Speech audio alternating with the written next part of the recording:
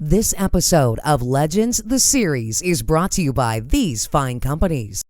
Always right at each other's throat had the rivalry. You need that. And, some of the other drivers that get mad like we're picking on, listen, we need that. The fans want to see it.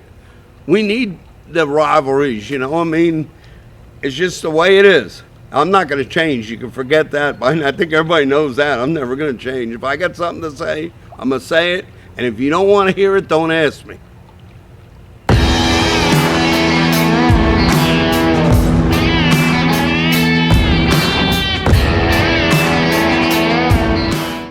What's Pat's speed shop? Well, as my speed shop started, it'll be 50 years now. It started in 1970. What are we looking at here?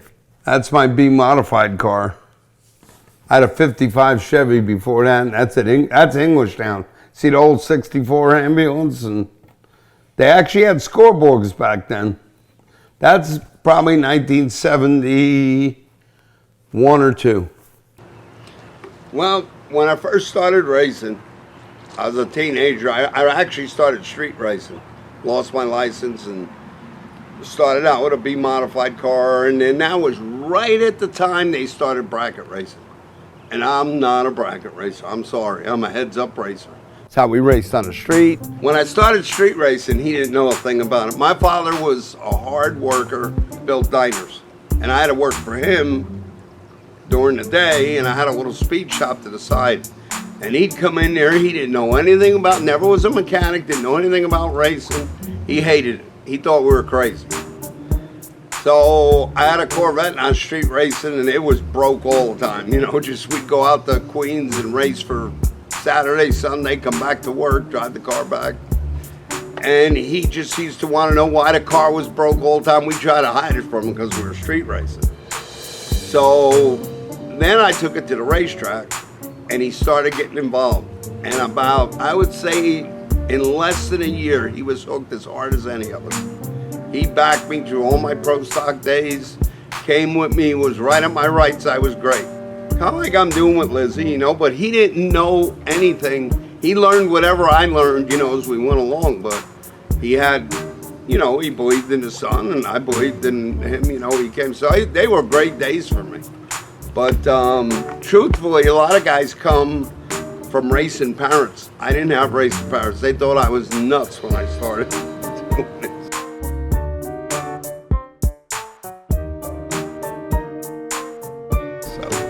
So was Pat Musi a spoiled brat?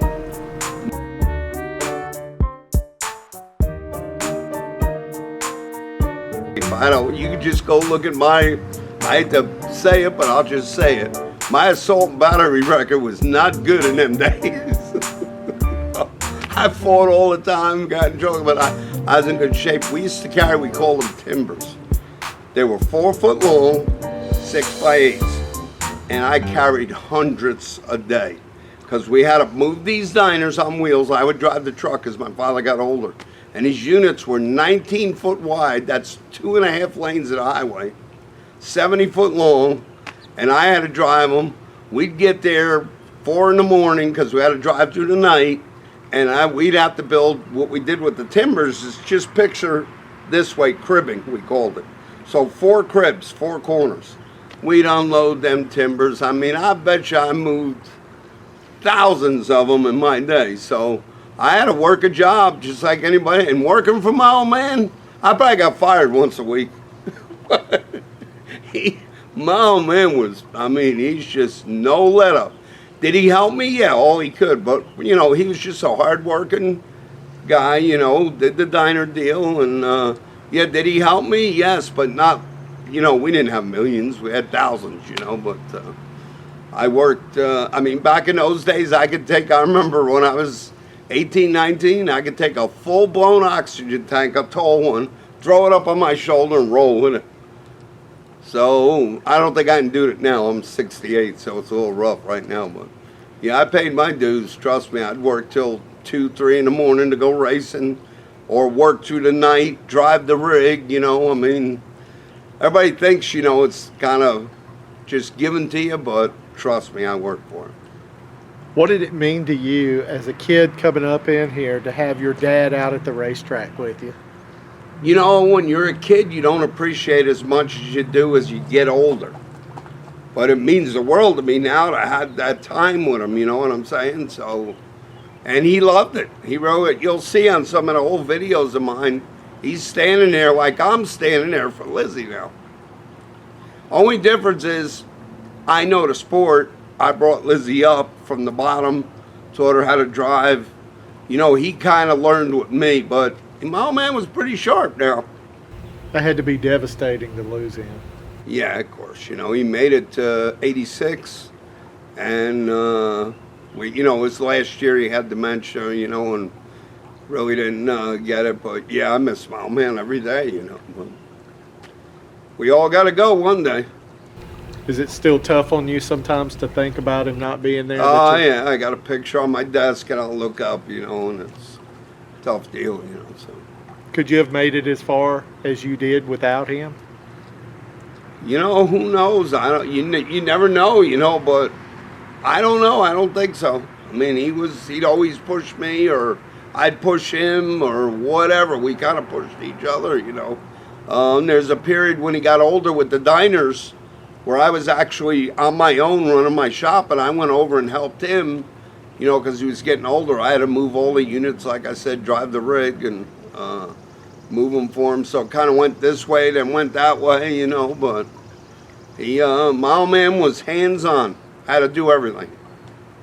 As the work continues in the funny car pits, we turn our attention to Pro Stock, the finals, which match world champion Bob Glidden here in the left lane, a 5-time world title holder. A little the edge is taken off this event because Lee Shepard, his arch rival, red-lighted in the quarterfinals. Glidden will be going up against Pat Musi of Carteret, New Jersey, an occasional NHRA visitor and IHRA regular. It's going to be a Ford and Chevrolet battle. Glidden in a Ford, Musi in a Chevrolet. These cars are closer to stock than any we've seen on the strip today. They're waiting for the light. They inch into the staging area, and reaction time comes into play here now, waiting for the light again.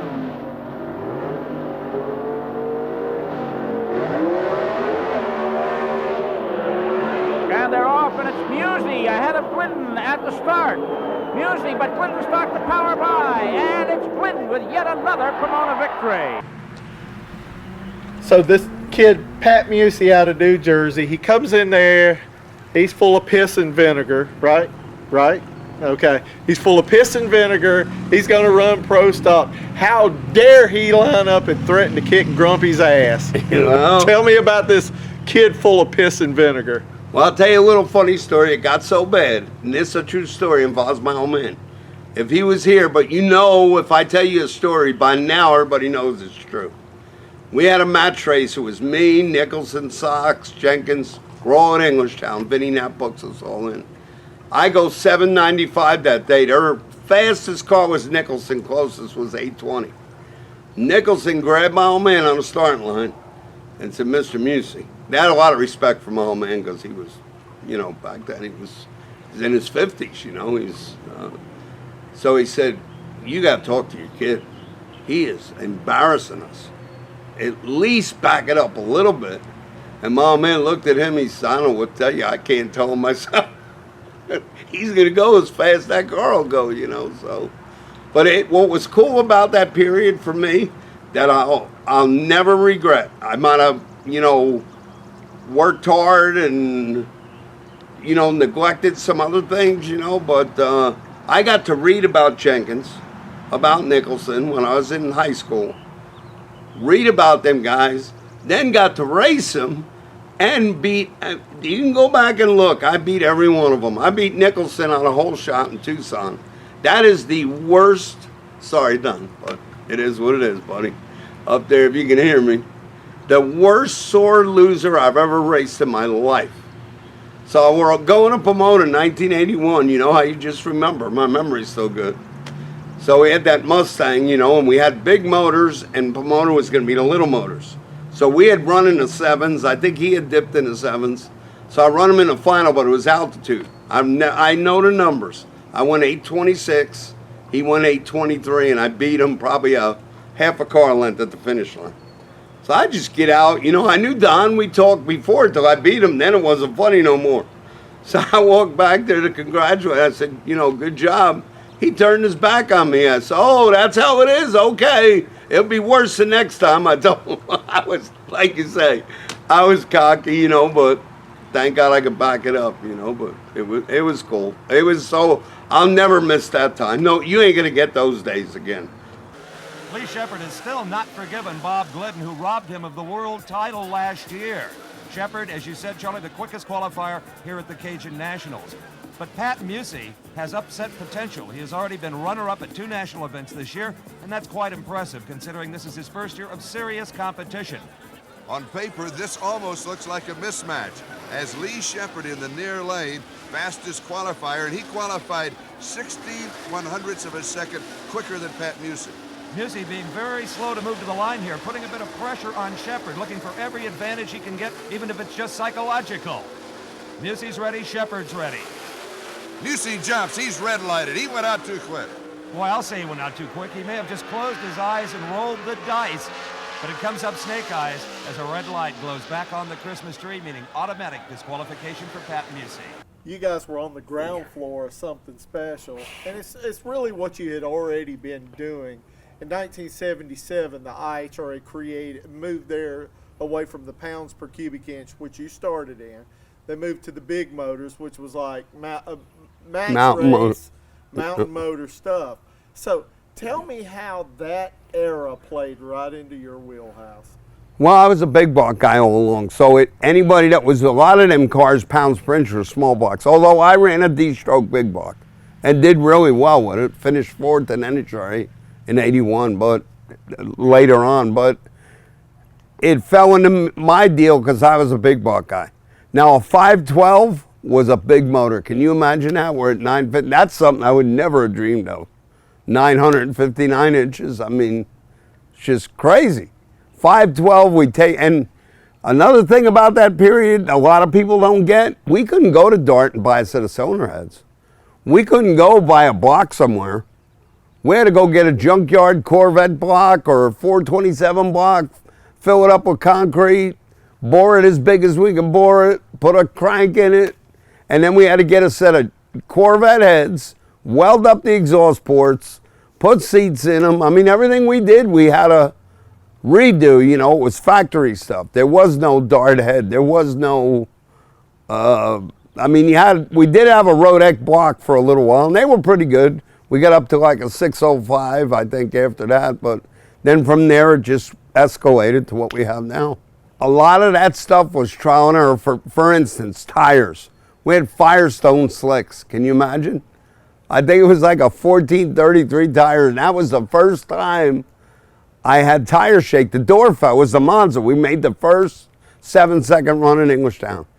And the first run, it shook the door off. Richie Zool was, you know Richie Zool, old-time pro stock guy. We were friends. He was helping me in Englishtown that day. And he said, well, maybe the drive shaft's had a balance. I said, I don't know. It's a lot more than that. I don't know what the hell it was. We kind of, you know, somebody had, you know, seen the tire was all out of shape. And so I kind of just, back in those days, we didn't know what to do. That was where a driver came in. I would just kind of like ease into the clutch and get it rolling and go, you know. But if you tried to get the clutch out, you know, like you wanted to make a run, we didn't have adjustable clutches. It was all trial and error. But we went that 795, I mean, they about fell out of the stands. I mean, that was unheard of when we did it, you know, so that was pretty cool, that reaching that point. And y'all were basically testing for what you were going to run at the IHRA. At IHRA, exactly. Yeah. When. So on top of all this, trying this trial and error stuff, then you got to figure out how to communicate with the likes of like Roy Hill and Ricky Smith and all these guys. So tell me how equally tough it was to understand these guys. Got my first meeting with Roy Hill, me and my old man. So I had to figure out how to communicate with that guy. We're from up north. He's from down south, down here.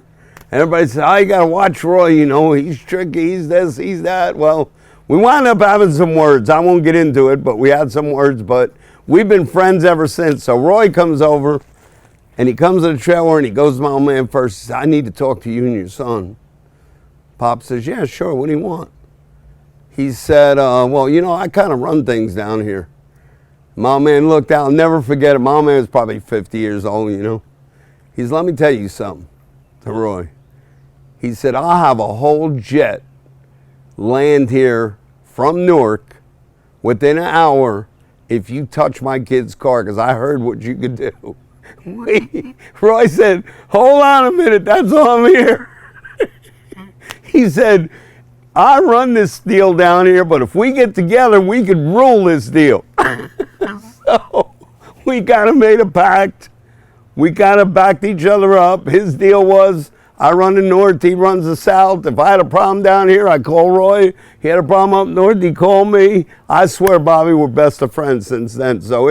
And you know, most of your friendships, if you think about it, sometimes start out on the other side, you know, but I'll never forget that, you know. But then, so Roy was kind of the first one but if you could deal with Roy, Ricky Smith was an angel after that, and the rest of them were angels. Not that they were hard to beat, I don't mean it that way, but Roy had it going on back then. There was no telling what he was going to do.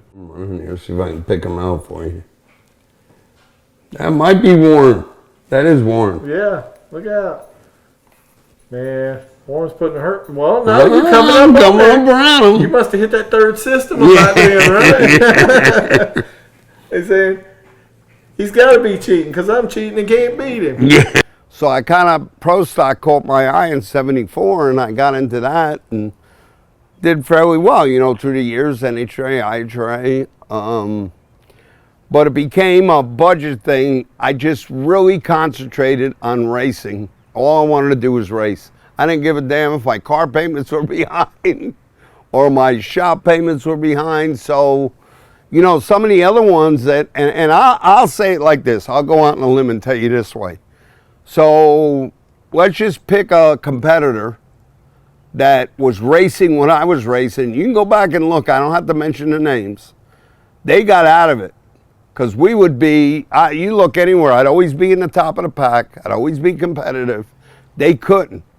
But what they did that was smarter than me is went and paid attention to their engine building business. You know, a lot of them snuck around and seen what we were doing, and that's when, you know, before, when I started, you had to build your own stuff. But then Rear started letting some of his stuff out. I would sell some of my stuff, and they're in the background concentrating on their engine business. We're concentrating on racing, and it just became a money thing where the pro stock deal just got out of hand. I mean, I couldn't do it anymore, so I kind of laid off that deal, and I concentrated on my business. I built my business back up basically from scratch because, you know, racing will take you to the poorhouse. Antonio over Bob Glidden. Our final matchup, a pair of Chevrolets. Lee Shepard in the far lane, driving the Rare and Morrison special, while here on the tower side, it is Pat Musi. Both drivers taking their time getting into those staging beams. The Camaro of Lee Shepard moves forward. The starter signaling Pat Musi. They're ready and they're gone. It's anybody's race at this point. And Pat Musi begins to pull away, and an upset as Pat Musi defeats the number 2 car in the world with an outstanding 8.44 second delay. Honestly, I didn't feel we got the respect as racers in IHRA that we should have, because we had some good racers. And I kind of went out there to prove a point. It all happened kind of funny deal. Joe Fulgore works at my shop, pro stock bike guy. One day, and he says, you think you could beat Bob Glidden if you had the right budget? I said, I think we put our pants on the same way. Yeah, I'm you know me, I was cocky. So that's how that started. We went to NHRA, and all we heard was, they're going to learn a lesson coming over here, because they thought they were all that in NHRA. You know, with their little motors and their pounds per cubic inch. And so we built that. It was a 362-inch motor. Like I said, we finished 4th that year. I mean, I was probably the only time in Indy that anybody out-qualified Glidden or Shepard in NHRA in over 2 years. So we proved the point, you know, and we kind of brought some light. And then I think Ricky came in NHRA. A lot of them did, you know. I mean, for whatever reason, we just didn't get the media attention they got, you know, and they thought rear Morrison, the sun rose and set in Arlington, Texas. That's all I can tell you. Well, it didn't. I showed them in Indy, it didn't. Now, did you get their respect because you came in as a bully? Were you a bully? No, it was based on performance. I didn't, you know, I mean, I'll set the record straight. I'm only a bully if you come at me. Then be ready. But I'm not going to, I wasn't the type of person to bully any around. But don't start with me. I always say it like this. I'm not a good starter, I'm a good finisher. So, no, it wasn't about it. That was just pure, we ran good. I mean, Jenkins come over, shook my hand. Glidden come over. Rear protested me 3 times in that race. Actually, Butch Leal was crewing with me that year. It was pretty funny, you know. He said, look, just go with it. We'll talk crap when it's time to talk crap. And that's what we finished on the pole. We were #1 qualifier that year. And see, GM was going to give the bow tie block out for the 500-inch deal, and it was going to be based on a lot of it of what they saw at Indy. So naturally, Rear didn't want a Chevrolet outrunning them, and when they got outrun, they weren't happy. That's all I can tell you. Did you get the respect from those guys towards the end of the season when you proved your worth out there? You know, I hate to say it like this, but yeah, but I could tell you, Glidden was from the heart. Jenkins was from the heart. But to this day, I like David Rear. We're good friends, but it wasn't from the heart. I know. I'm from Jersey. You will not get over on me. You could try. You could ask Roy. You're not going to get over on me. And that's just how I feel about it. You want the truth. You know, like I said, don't ask me if you don't want the answer. The pro street scene is one of the most explosive attractions in auto racing today. There are a few unique individuals that make the sport as exciting as it is, and Popeye Pat Musi and his crew have established a winning record in appearances all across the country. Pro Street. Why did Pro Street appeal to you? That was so far away from what you had done for years. Well, I'm going to tell you honestly, I'm sitting at my desk one day, and I keep reading about Tony Christian winning this, winning that, winning this, looking at this deal. I see this Annette Summers, I don't know who she is. And I looked at my guys, we were having like, you know, we'd call it shop talk at night, you know. I said, look, if Tony is winning this deal, we could go over there and take over that deal. And we rolled into St. Louis, Bobby. We did. Tony called me when he found out I was going to run it. You know, Tony was my reason. I swear. I knew Tony's capabilities. Good racer, don't get me wrong. Tough to beat. But I felt like I looked at what it would take budget-wise, had a partner, and I said, we could do that deal on a limited budget, you know, where the races were, the money they were paying. I mean, everybody thought we raced for nothing back then. Somebody made a comment. I corrected it on them. We had $50,000 one year for the points, 25 in the other one. I won, I think, $75,000 one year. Tony won. We won a lot of money at it, so we were able to do that deal. I had a couple sponsors. I had that NEC deal. So I guess what I'm trying to say, I'm the kind of racer, I don't want to be cuffed by financial and get beat. You know, if I think I can do it, then I'll do it. And the Pro Stock deal became the Millionaires Club. You couldn't do it. I mean, there's just no way. I mean, you look, I couldn't even tell you hardly who runs Pro Stock anymore. After Warren retired, I mean, I don't even know these kids, you know. But I don't know if they could screw a spark plug in. Maybe I ought to ask them one day. Ask one of the drivers, hey, can you put a set of plugs in that thing? The quickest car and the fastest car in NMCA, who was it? Bob Rieger. Okay. In NSCA, who was it? I would have been, believe me, if I was over there. Take that to the bank. Musi will go over there and tell you how good his 650s run. No, I would have been. Who's the fastest real car other than that hairdryer crap? Pat runs real good. I'm not going to take that away from him. Pat runs real good. Who's the most consistent, can make it down the track lap after lap after lap? Me. Period. Okay? So let me ask you this. Was it Tony became a natural rival because no class can have two equally proficient crap talkers Is that what it was? That's what it was. You hit it on the head. That's exactly what it was. And, you know, he drove me, I drove him, you know, it was a mutual deal, but Tony's a good racer. I wanted to beat him every time we went out, you know. And now if you hear Tony tell it, I never won, but I got 8 world championships, so do the math. I had to win some races, wouldn't you think? But no, he was as good as we were, you know. He'll probably tell you that we're great friends now. We laugh about it, but we would go at it. I mean, it was for real. We'd go at it. We'd try to run our heads off out there, but it was a good time. How close did you come to fight? Nah, I wouldn't fight Tony. I don't think he'd fight me. We laugh about it, especially when he had his lung out. You know, we laugh about it. He said, "Damn, I'll be out of breath. We start fighting. Don't start no fights."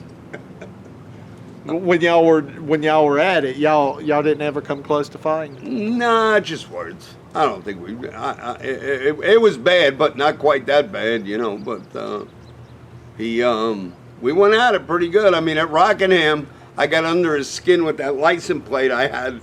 It was the first car to go over 200, and he wanted that license plate, bugged him. It wasn't doing jackal, nothing. I just put it on there because it aggravated him. So he comes over, we're on camera, you know, it was on Horsepower TV. He said, "You only went 200 because of that license plate." I went like 201 or something. I got the money was up from Borla. And I said, "Well, how much do you think that license plate's worth?" "It's worth at least 2 miles an hour, because then it would have been 199. You got me?" So I said, "All right." I took the plate off on 204.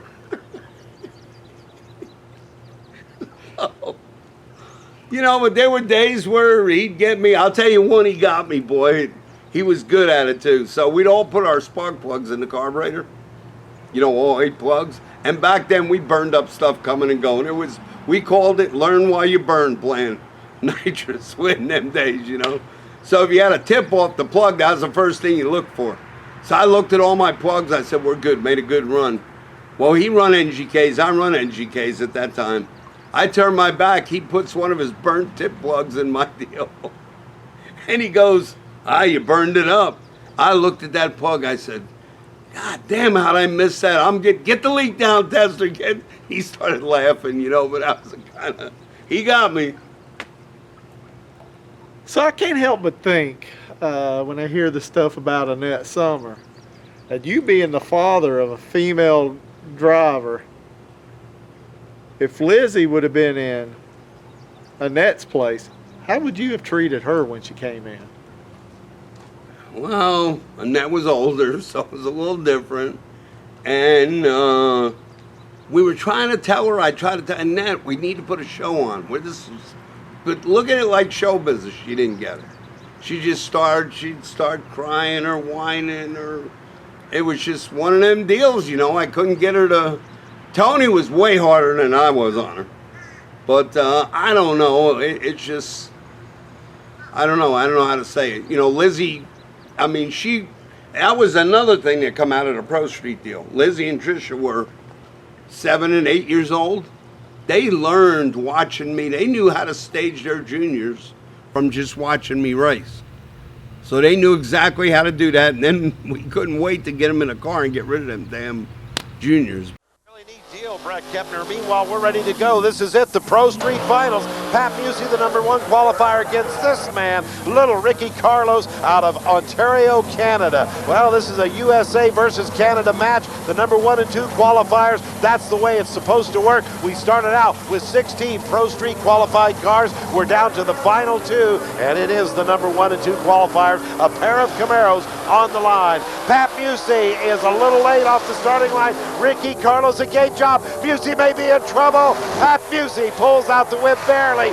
7:14. He almost lost that. How close was it? Take a look and judge for yourself. Let's go to Brett. As Pat Musi comes out of the Popeye Camaro, he can rest assured that he is #1 in every single respect of NMCA racing this year, but I do need to tell you that you darn near lost that drag race. It was close. I was moving around in the white stuff, and I was worried he was coming, and He was ahead of me. I mean, probably to the 8th mile mark. 7:14 at 197. You didn't get the big 200, but I should say that his 2/10 hole shot made that only 35 thousandths of a second at the finish line. I guess I wasn't doing my job on the starting line. Thank God I did my job under the hood. So.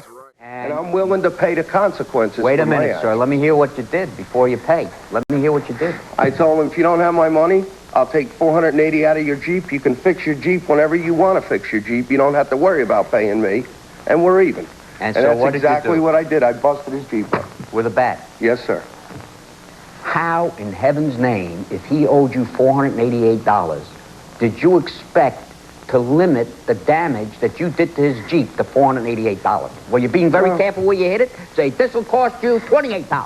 This will cost you $60. This will cost you $130. You didn't do that. I went over to one fender. I said, that's $240. I said, you got $240? Really? You counted it up? He said, no. Tony's been in the body business for 30 years. You mean Tony was there saying, careful, Yes, careful, was. it's over 240? Yes, he was. Is that what you said, Tony? We kept good track of the damage. You kept good track of where he was hitting and how much it was going to cost? It was either his vehicle, the Porsche, or the Explorer. I see. So in other words, you were guiding him in his attack on the vehicle? He didn't need any guidance, Judge. He was doing... Well, what were you doing? Yelled out, that's 240! Patrick, hit the front light. That's only 120. Is that what you did? Huh? You understand? Does that make sense? Yes. You're a tough guy, aren't you? I'm tough when I gotta be. Let's put it that way. I don't back down from nobody. Everybody knows that. Have you ever lost a fight? Oh, yeah. Hell yeah. We got jumped by... There was 15 of them and 4 of us, but we come back swinging. So we just feel the aura of manliness, manly man. Yeah, but now I'm old, man. Now I tell them I need to go get my baseball bat. I need some kind of equalizer. I mean, it's only fair. I'm going to be 70. Yeah. So, on the other flip side, what makes you emotional? Watching Lizzie win, you know, and just winning a race, or... We launched, remember Wapo's ashes out her chutes, you know, little stuff like that, you know, just get to you. What was it like the first time you saw her drive your race car? It was a little nerve-wracking, you know, and I could critique all the things she was doing wrong, but you know what? She listens. I mean, the good thing I always say about Lizzie, I didn't get her with bad habits, meaning she didn't go to a school, not downplaying the schools. I don't believe in them. I think that they get taught the way each school director wants them to drive. Lizzie drives. I honestly can say the last couple of years, I feel like I'm in the car working everything. I mean, we're so connected on the radio, so, I mean, she's become really good. I mean, she's able to jump from the street outlaw car to the pro mod car. That's pretty hard. I don't think I came along as a driver as fast as she did. But like I said, she listened. I gave her all my knowledge I could give her. When she did something wrong, she didn't argue with me, you know, and we became a good father and daughter team, I think. I want you to close your eyes for a second. And I want you to go back in time, close your eyes, and I want you to think about this. I want you to think about the emotions. You saw her win her first race. And I want you to open your eyes and tell me about it. It was Virginia. I dropped to my knees. It was killer. I mean, she won a PGRA national event, you know. So it was a big deal. I dropped right to my knees. Is there something about a father seeing a daughter follow in his footsteps and be successful at it that you can't help but come to tears? No, you can't help that part of it. And knowing the teams we beat, how long they've been at it, their financing, you know, what they have. I mean, you got some hitters, Tommy Franklin. You got some hitters out there. Just a little shoot-off. We started doing this street outlaw deal. Everybody knows I was against it. But, Bobby, when you go to one of them races, it's like being back in the NMCA deals. The crowds. The TV, we had horsepower TV, now we got Discovery Channel. And I'm watching Lizzie grow up into that, you know, and she's got a lot of avenues she could go down.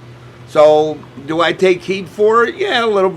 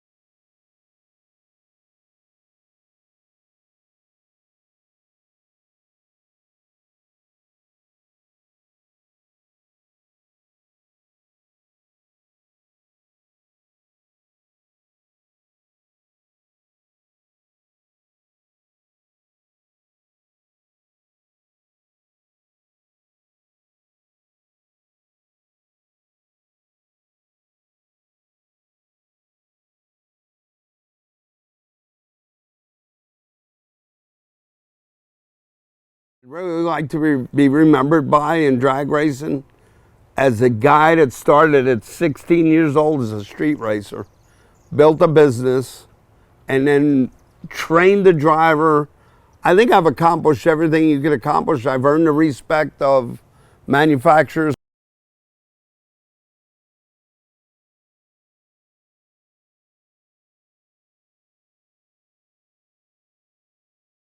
And I think I innovated a lot of things. I mean, the fuel injection, I mean, they laughed at me when I came out with it. They ain't laughing now, I don't think. Now, you might have all these gurus, computer geeks, but that don't equate to making power and getting it on the racetrack. But Pat Musi, that is the nitrous machine. Brad Personette with the big speed car is in the right lane.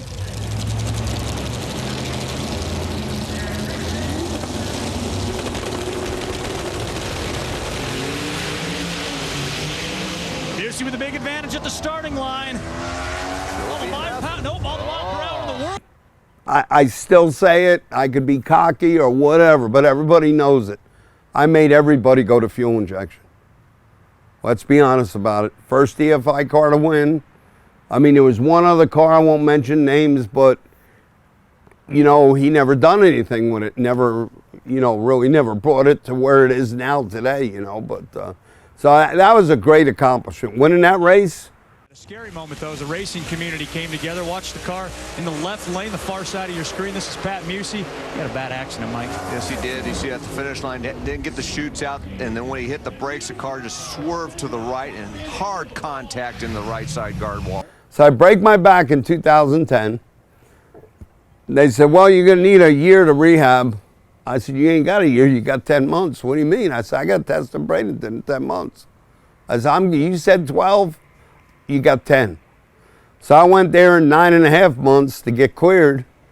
And he said, well, I think you should wait that extra couple months. I said, well, you got anything wrong you could see? Because I was lifting weights, I was so hard-headed. I ran all 2012, finished second in the AJRO points.